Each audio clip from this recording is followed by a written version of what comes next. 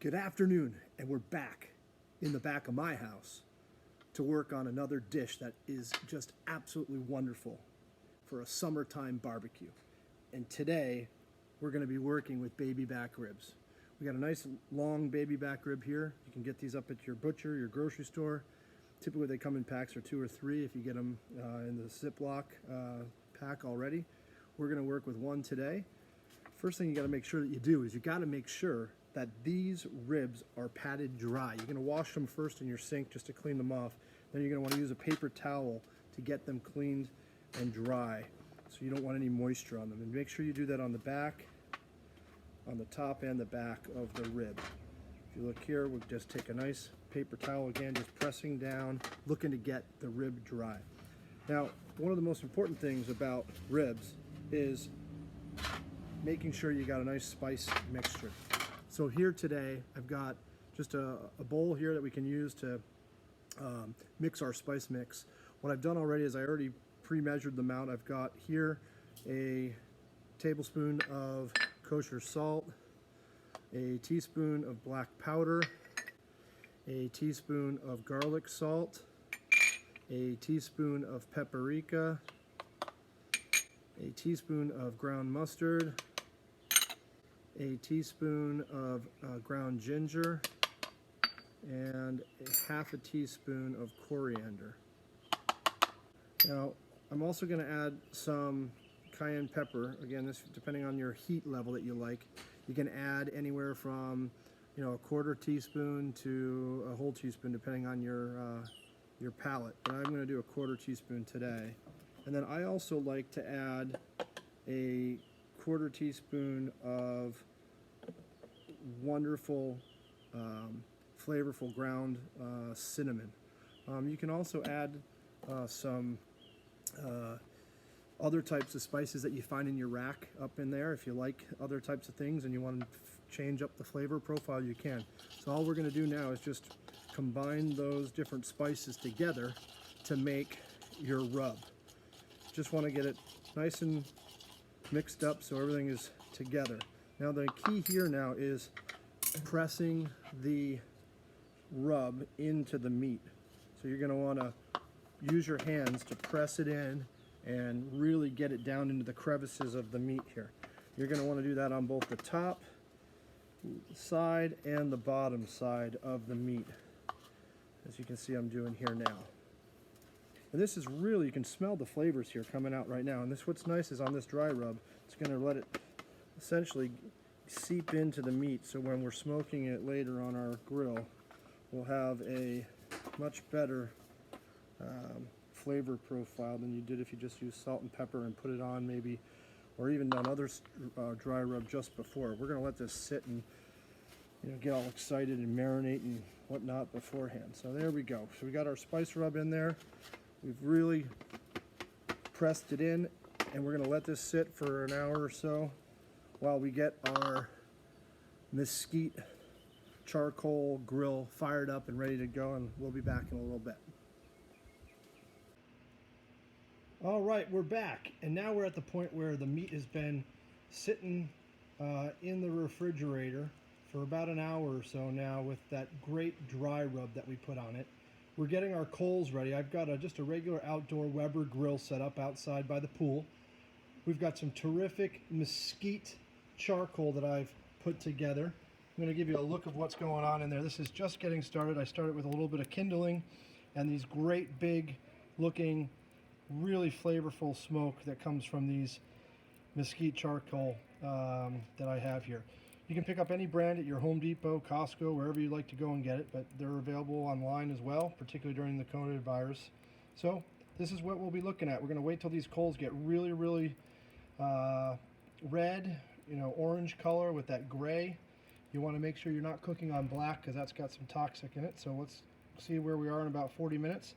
We'll have a nice hot coal action going on, and we'll be ready to get our ribs on there with some indirect heat and get some nice smoke flavor into them.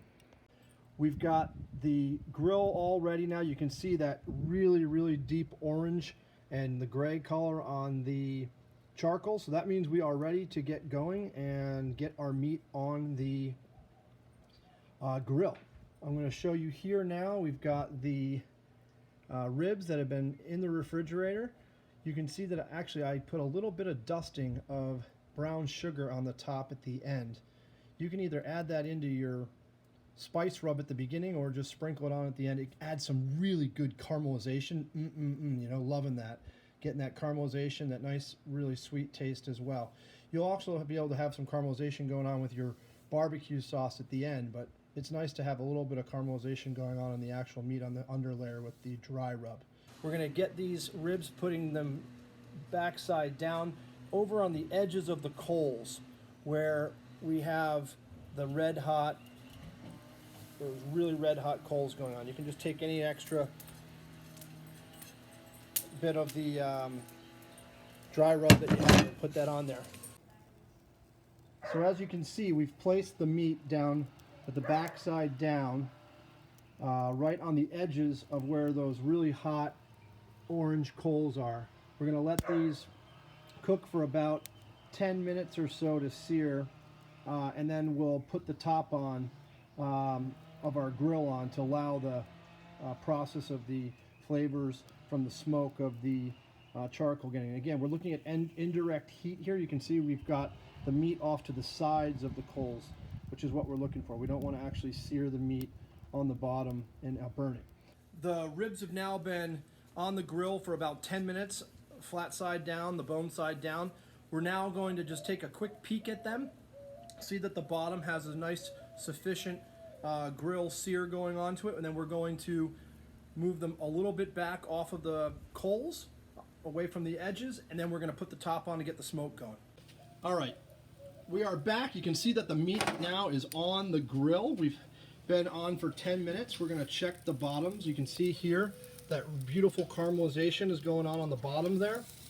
We are going to look at this piece as well. We can see the same thing going on over there as well. We're now going to take the grill top, put it on. We're going to keep the flue on the grill opened a little bit just to keep a little of the smoke to get up, but more so than not, we want the smoke to really concentrate in and around the meat, which is really going to give it its flavor.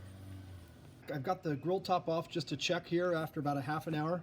I want to point something out. You can see there that the juices are starting to come out of the meat, which is a really good indication that we're starting to grill real well here. The smoke is starting to get into the meat. You can see here the bones are starting to come through a little bit on each side of the meat, which means the meat is shrinking and cooking, which is great.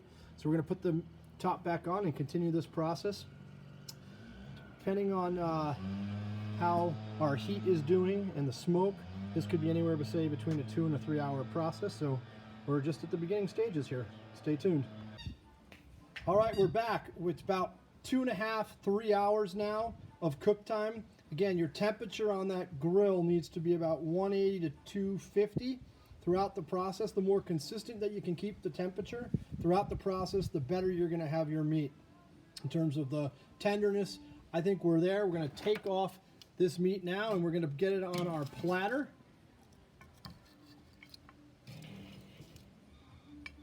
Just like that. And then what we're going to do is we're going to move it over to our gas grill, where we're going to doctor this up, lather it up with some fresh barbecue sauce, and we're going to fix up a side that involves some grilled cabbage. We'll be back. All right, now we've moved ourselves back over to the grill. This is the gas grill we got over here to the right. And we're going to now take some barbecue sauce. During these times, maybe it's not as easy to make your own. You can do that if you'd like. This one's just a store-bought one. We're going to take a brush.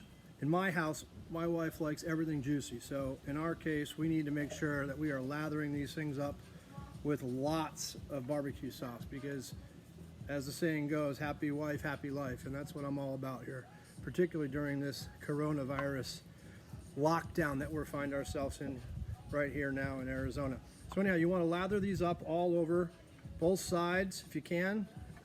The juicier the better. In my house, as I said, just use it like a paintbrush. Just paint it on, you know.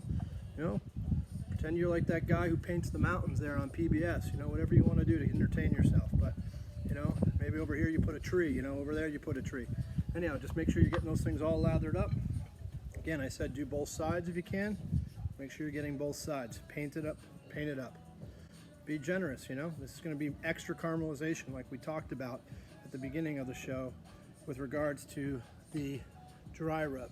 All this is just adding flavor and building upon flavor and building upon flavor that we've been working on all day long here with respect to this.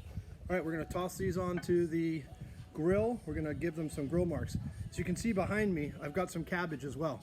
Just take nice green cabbage, slice it into about 2-inch thick slices, olive oil and salt it up for about 30-40 minutes before you do it. We're going to throw this on the grill.